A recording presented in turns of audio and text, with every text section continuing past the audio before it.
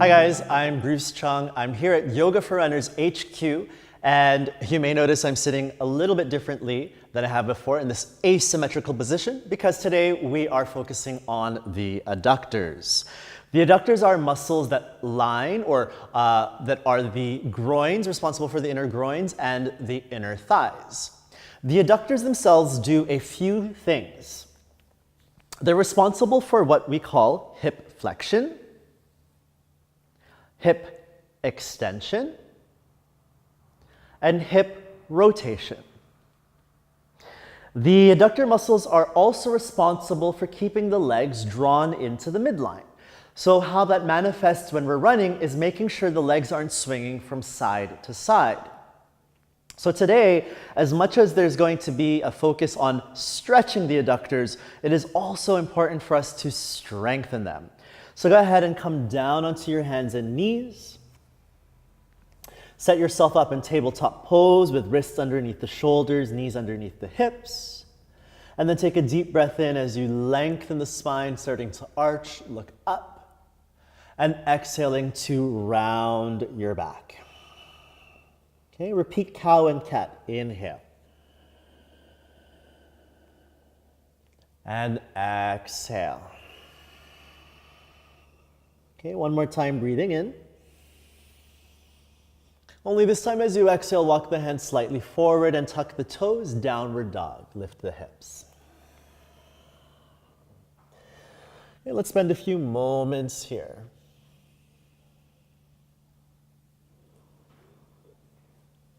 Be aware of the space that is in between your thighs and hug the inner thighs together.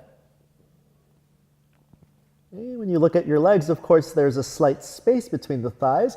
So imagine you have a block between the legs and press back.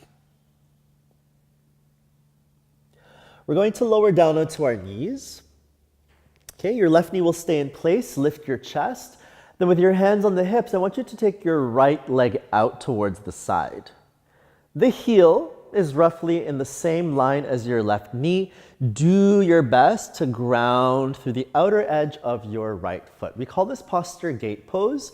It's really great for the sides of the body, but as you might be feeling here already, it stretches through that adductor line.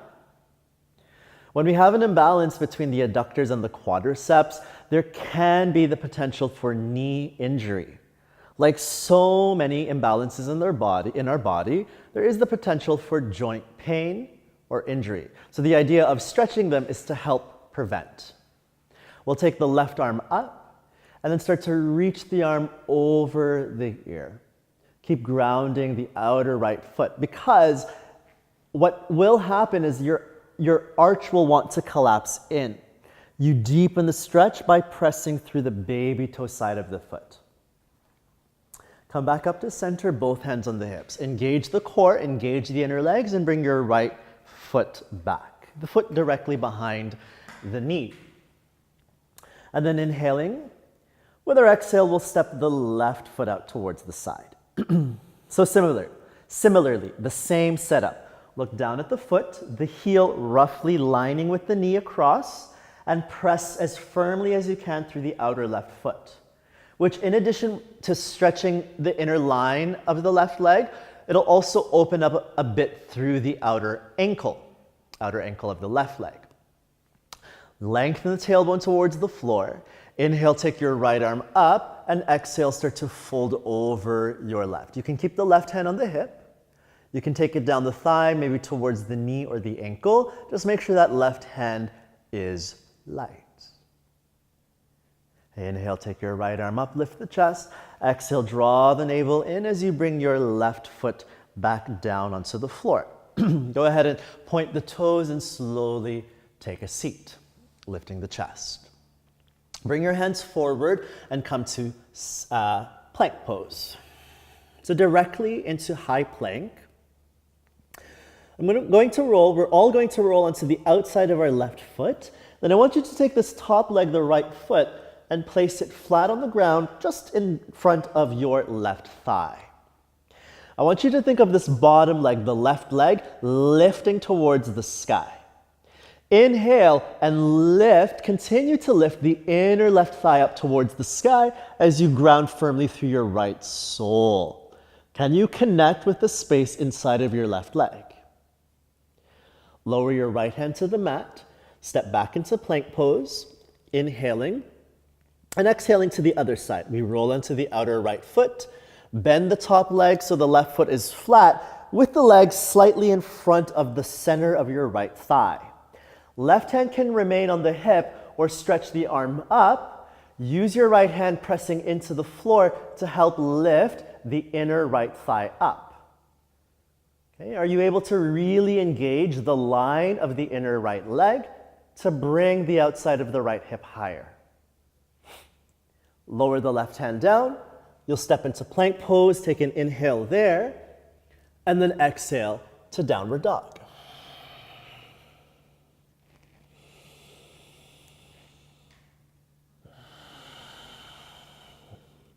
Let the big toes touch. Inhale, bring your right leg all the way up into space. Here, listen carefully, and if you're unsure of what I'm doing, by all means, look for reference. We're keeping the legs straight. Open your right hip.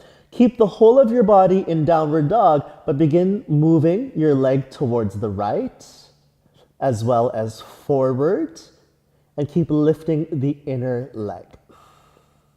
So we're using a lot of the outer hip and thigh to lift in order to stretch the inner leg. Arms are straight. Send that right leg all the way back in, up, look forward, and step between your hands. Now turn towards your left, walk your hands all the way towards the left side of your mat, and then with your hands on the hips, come all the way up to standing. So the legs are fairly wide. Look down at the feet and turn the heels in for what we call horse stance or goddess pose. Now you can even narrow the stance a little bit more and then bend through your legs. Hands can stay on the hips as a way for you to feel balanced. If you're quite stable, then by all means, hands to prayer. You can even take the arms over your head. But what we are doing is thinking of externally rotating the hips and moving consciously the inner knees away from the midline of the body. Breathe in and lift the heart. Take an exhalation and sit a little bit deeper. Straighten through the legs. Turn the heels out, and if you narrow the stance, go a little bit wider. Look at your right foot, turn it forward, and then bend into the right leg. Stretch the arms wide, warrior two. Breathe in here. Exhale to sink low. Focus on the back heel rooting firmly into the ground so that you're long through the inner line of your left leg. Last breath. Hands come down to the floor, downward dog, step back.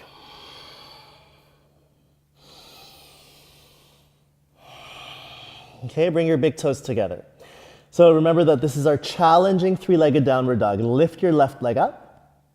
The leg remains straight, but you open the hip. Notice where everything is. Keep everything the same except your left leg. Start to move it towards the left. Move it forward, and at the same time, lift it up. Keep pressing through the right hand, right arm is straight. Lift the left leg up.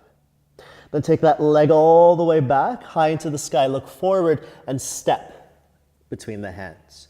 Walk your hands towards the right side, quarter turn. With the feet parallel, half lift, and then with your hands on the hips, come all the way up. Okay, so we take horse stance on this side. Turn the heels in. The angle of the feet will really be dependent on your flexibility. Hands to hips, exhale, begin to sit down. At the same time, making sure the knees aren't collapsing in. When the adductors are weak, the knees want to drop in. So activate that line and press the inner thighs away from the midline of your body. Press the inner knees away from one another and inhale, lift the chest. As you exhale, sink a little bit lower. Come all the way to straight legs. Turn the heels out and widen the stance. Look at your front foot, turn the left foot to face forward, spread your arms, and bend into the leg, Virabhadrasana 2, warrior 2 pose. So the emphasis here is on the outer edge of the back foot pressing deep into the floor so that 1, your arch isn't collapsing, but 2, bringing space down the inner line of your right leg. Look over the left middle finger, last breath. And then your hands come down onto the floor, downward dog, go ahead and step the left foot back.